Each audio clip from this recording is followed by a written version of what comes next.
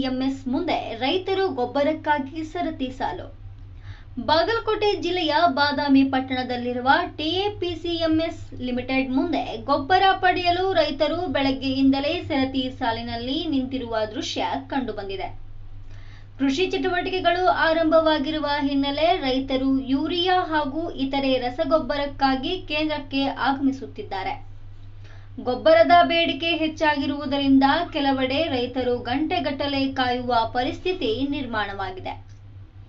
ರೈತರು ಸಮರ್ಪಕ ಪ್ರಮಾಣದಲ್ಲಿ ಗೊಬ್ಬರ ಪೂರೈಕೆ ಮಾಡುವಂತೆ ಸರ್ಕಾರ ಹಾಗೂ ಸಂಬಂಧಿಸಿದ ಅಧಿಕಾರಿಗಳಿಗೆ ಮನವಿ ಮಾಡಿದ್ದಾರೆ. ಇನ್ನೊಂದೆಡೆ ಅಧಿಕಾರಿಗಳು ಗೊಬ್ಬರದ ಕೊರತೆ ಇಲ್ಲ ಎಂದು ತಿಳಿಸಿದ್ದು ಹಂತ ಹಂತವಾಗಿ ವಿತರಣೆ ಮಾಡಲಾಗುತ್ತಿದೆ ಎಂದು ಹೇಳಿದ್ದಾರೆ. ಬ್ಯೂರೋ ರಿಪೋರ್ಟ್ YH ವಾಲಿಕಾರ್, ಕನಕ ಟಿವಿ, ಬಾಗಲಕೋಟೆ. ಈ ಕುರಿತು ನಿಮ್ಮ ಅಭಿಪ್ರಾಯವನ್ನ ಕಾಮೆಂಟ್ ಮೂಲಕ ತಿಳಿಸಿ. ಇಂತಹ ತಾಜಾ ಸುದ್ದಿಗಳಿಗಾಗಿ ನಮ್ಮ ಚಾನೆಲ್ ಅನ್ನ ಸಬ್ಸ್ಕ್ರೈಬ್ ಮಾಡಿ, ಸಪೋರ್ಟ್ ನೀಡಿ.